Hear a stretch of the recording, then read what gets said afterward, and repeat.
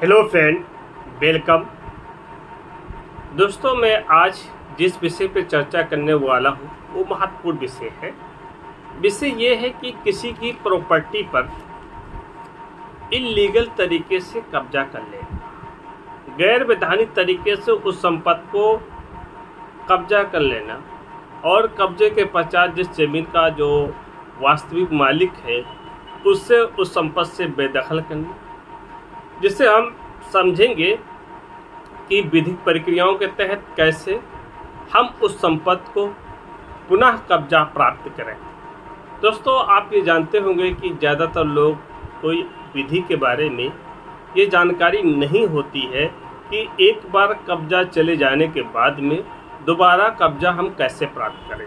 और विधि के अभाव में जो व्यक्ति इधर से उधर एप्लीकेशन भी लगाते हैं, इधर से उधर वो मांग करते हैं और समय समाप्त हो जाने पर उसका बहुत बड़ा खामियाजा भुगतता है और न्याय में उसके साथ बहुत देरी होती है। तो आप त्वरित जो है उस कब्जा को पुनः प्राप्त करने के लिए आपको दो सिस्टम अपनाना होगा। पहला सिस्टम ये है कि अगर आपकी कब्जा कोई दबंग सर्कस व्यक्ति आपका कब्जा पुनः जो वो आपका कब्जा है, आपकी ज़मीन है, आपका प्लाट हो, मकान हो, दुकान हो, किसी भी प्रकार का वो संपत्ति हो, अगर वो व्यक्ति जो बहुत बड़ा खतरनाक किस्म का व्यक्ति है, अपराधी प्रवृत्ति व्यक्ति है, उस ज़मीन को, उस प्लाट को, उस घर को कब्जा कर लिया है, तो आपको करना क्या है कि एक प्रार्थना पत्र स्थानीय थाना में देना है।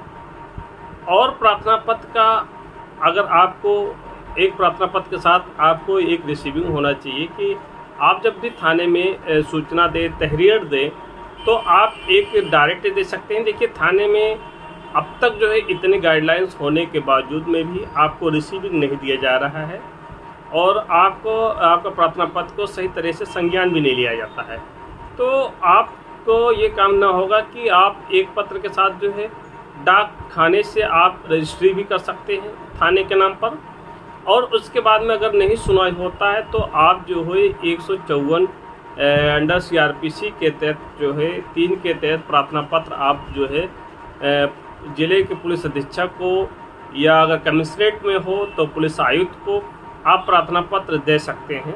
देने के बाद में अगर वहाँ भी आपका निस्तारण नहीं होता है तो आप जो है शीघ्र जो है न्यायालय में CGM कोर्ट हो, वहाँ जाकर आप जो है 156(3) दाखिल करके आप रिलीफ ले सकते हैं। क्यों, जो उन्होंने अपराध किया है, आपको बेदखल किया है, आपको मारपीट से या किसी आपराधिक कृत्य से आपको संपत्ति से अलग किया है, ये एक क्रिमिनल चलेगा।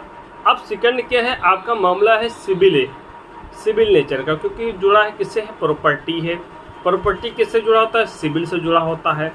अब प्रॉपर्टी जब सिविल से जुड़ा हुआ आता है तो इसमें देखिए कि आपका कॉज ऑफ एक्शन तो पैदा होगा जिस दिन उसने आपको उस संपत्ति से बेदखल क्या कर दिया है, वो संपत्ति कब्जा कर लिया है, अपने जो है कब्जा अपने आप को कब्जा बता रहा है कि अगर यहाँ 1 इंच आप अगर बढ़ेंगे तो आपका यहीं शमशान बना देंगे। वो कब्जा अपना साबित कर देता है, अपना सारा वो जो है पूरी कब्जा को दिखा देता है।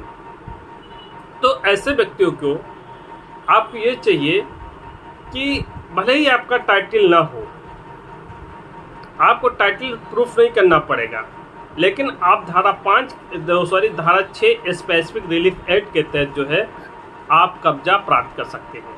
कैसे प्राप्त कर सकते हैं कि आपको जो है एक सिविल सूट दाखिल करना पड़ेगा। तो स्पेसिफिक परफॉर्मेंस में जो है पोजीशन के लिए आपको सूट दाखिल करना पड़ेगा और उसके साथ जो है आपको 39 ऑर्डर 39(1) और 2 का भी आपको रेमेडी लेना होगा। क्या रेमेडी लेना होगा, स्टे लेना होगा, जो है अस्थायी निषेधाज्ञा कहा जाता है, जिसे कहा जाता है टेम्परेरी इंजेक्शन कहा जाता है, वो उससे ले सकते हैं। अब सवाल ये है कि जो स्पेसिफिक रिलीफ एक्ट में जो आप मुकदमे दाखिल करेंगे तो उसकी कोर्ट फीस भी आएगी सिविल में, और सिविल में कोर्ट फीस जो है आपके जो उस बाज़ार का जो वैल्यू होगा उस वैल्यू के तहत जो मार्केट में तय किया जाएगा, जो सरकार द्वारा ऐतराज़ होगा, उस वैल्यू के तहत आपका कोर्ट फीस भी जाएगा। अब ये है कि एक तरफ सिविल चल सकता है और एक तरफ क्रिमिनल चल सकता है।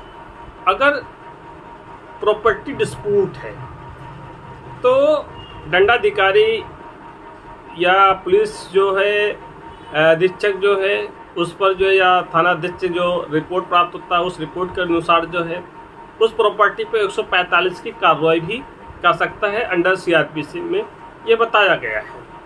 अब आपको करना क्या है कि इसके क्या क्या ग्राउंड है, तो हम ये जानना चाहेंगे कि धारा 6 के क्या क्या ग्राउंड है। तो धारा 6 में जो है एक दीवानी प्रक्रिया के तहत जो है इमूवेबल प्रॉपर्टी को जो है एक तरीके से सब्सटेंटिव जो है स्पीडी रेमेडी उपचार होता है। धारा 6 के तहत जो है आपको याद रखना है कि इसकी जो लिमिटेशन है, आपको जिस समय कब्जा से डिस्पोजस कर दिया गया है और कब्जे के 6 माह के अंतर्गत जो है आपको धारा 6 के तहत जो है रिकवरी ऑफ पोजीशन दाखिल कर सकते हैं। और सरकार के विरुद्ध अगर कोई मुकदमा हो तो 6 माह से अधिक जो है आप संस्थित नहीं कर सकते हैं। तो हम समझेंगे कि धारा 6 स्पेसिफिक रिलीफ एक्ट कहता क्या है।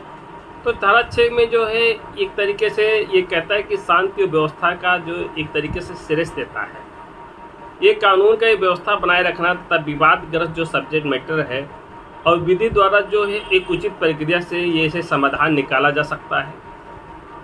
पहला क्या है, ऐसे व्यक्ति चाहे उनका कोई टाइटल हो या ना हो, चाहे उनका टाइटल कितना ही अच्छा हो या ना हो, विधि अपने हाथों में लेने से रोकना होता है कि आपको ये शो करना हो कि भाई साहब हम इससे पहले पूर्व हम कब्जे में थे, आपको ये शो करना पड़ेगा। दूसरी बात ये निष्कासित व्यक्ति को शीघ्र सरल प्रक्रिया उपचार प्रदान करना है और उपचार सिविल प्रक्रिया के माध्यम से किया जा सकता है। अब एक तो धारा 6 की जो आप देखेंगे तो धारा 6 में जो एक तरीके से कहा जाता है कि अचल संपत्ति के बारे में, तो कब्जे से संबंधित जो हमने आपको बताया है। और धारा 6 में आप देखेंगे कि ये संपत्ति का अधिपत्य रखता है कि नहीं रखता है, जो इमूवेबल प्रॉपर्टी है क्या वो संपत्ति को पहले कब्जे में रखता है कि नहीं रखता है, क्या उसका जो कब्जा वो वैध है कि नहीं है, ये सारे चीज़ हैं। और उसके बाद या उसकी संपत्ति से बेकब्जा किए जाने की उसकी सहमति नहीं थी। अब जब भाई कोई व्यक्ति अगर जो बलपूर्वक जो है अगर वो आता है और हमारा उस सहमति नहीं होता है और लाठी से, डंडे से, बंदूक से, तलवार से, किसी सांकेतिक तरीके से अपहरण करके उस संपत्ति को जब्त कर लेता है तो हमारा उसमें सहमति नहीं होता है, या उससे जो है हमें उस संपत्ति से बेकब्जा कर देता है। और उसके बाद में विधि द्वारा जो लीगल प्रोसीजर है उससे के जो स्थापित है उससे अधिपत्य से जो है जो एक लीगल रूप से है अनलीगल अथराइज तरीके से मुझे निकाल दिया हो। कोई भी संपत्ति को आप जो है एक कानून बनाकर, तभी तो भूमि अधिग्रहण कानून जब लाया गया है तो किसी व्यक्ति को उस संपत्ति से लीगल तौर पर उसे बनाकर लीगली तौर पर उसे तो बेदखल किया जाता है, अन्यथा बेदखल नहीं किया जाता है। आप आर्टिकल 21 आप पढ़े होंगे, ड्यू प्रोसीजर ऑफ लॉ, विधि के द्वारा बनाए हुए विधि के का कोई ऐसा व्यक्ति जो विधि के बगैर किसी को उससे उसके राइट टू लाइफ को, उसके प्रावधानिक स्वतंत्रता को वंचित नहीं किया जा सकता है। अब यह कि सरकार के विरुद्ध वाद जो है क्या होता है, गवर्नमेंट के विरुद्ध वाद जो है, अब वादी जो है सरकार के विरुद्ध जो है धारा 6 के अंतर्गत जो है वाद को इंस्टीट्यूट नहीं कर सकता है। 6 के 1 में जो है बी में टिप्पणी की गई है। धारा 6 के अंतर्गत जो है आपका ये भी देखना कि वाद जो संस्थित किया जाता है वो जो टाइम पीरियड है वो 6 मंथ दी गई है। अब उसके लिए आपको तैयारी करना होगा कि हमें ये दिखाना होगा कि जो प्रॉपर्टी है उस संपत्ति की टाइम पीरियड को आपको दिखाना होगा, काज ऑफ एक्शन को दिखाना होगा, प्रॉपर्टी की आपको मूल्यांकन करना होगा और कहाँ मुकदमा संस्थित की गई। जो मुकदमा संस्थित करेंगे, किस न्यायालय में संस्थित करेंगे, अगर वो 5 लाख से अधिक के संपत्ति है तो सीनियर डिवीज़न में सुना जाएगा। 5 लाख से कम का प्रॉपर्टी है तो जूनियर डिवीज़न में सुना जाएगा। ये जुरिडिक्शन तय होता है जो है उसके मालियत के अनुसार। तो आपको दाखिल करने से पहले ये सारी चीज़ों को देख लेना है। देखने बाद में आपको ये भी देखना है कि इसे जो है 3912 की एप्लीकेशन दे कि साहब अगर 3912 का कंप्लायंस नहीं किया गया तो वादी के संपत्ति के साथ तो छत हो ही रहा है, उसे ये डर है कि वो बेच सकता है, उस संपत्ति को खुर्द-बुर्द कर सकता है, उस संपत्ति का आकार ही चेंज कर देगा, उस संपत्ति में मकान बना देगा। तो हुजूर आपसे यही गुजारिश है कि इस संपत्ति को यथास्थिति बनाए रखने का आदेश पारित करें अगली तारीख तक के। जब तक हमारा सूट डिसाइड नहीं हो जाता है तब तक उस संपत्ति पे कोई कार्य ना करे। हुजूर आपसे इतनी इल्तिजा है कि उस पर जो है स्टे कर दीजिए, तो वहाँ तक जो है आपकी संपत्ति को सुरक्षित किया जा सकता है। 145 की कार्रवाई, उसकी जो लीगल वैल्यू है वो जो है 2 मंथ का है अंडर CRPC में, और 2 महीने के अंतर्गत उसका रहता है, और 2 महीने के बाद में जो पहले कब्जा में था उसे पुनः कब्जा प्राप्त कर दिया जाता है। उसमें सिविल मैटर नहीं दिखी जाती है। हाँ, जो सेकंड व्यक्ति होता है जिस जो है उसे ये कहा जाएगा कि आप सिविल सूट जाकर दाखिल करें और कब्जा प्राप्त करें, वो कानूनी प्रक्रिया के अनुसार आप कर सकते हैं। अब एक सवाल ये होता है कि इसमें जो है 145 की कार्रवाई हो गई, 3912 के हमने बताया, धारा 6 के बारे में बताया, और धारा 5 के बारे में भी बताइए धारा 5 क्या है। तो इसमें धारा 5 और धारा 6 का जो है इसमें अंतर क्या है स्पेसिफिक रिलीफ एक्ट में।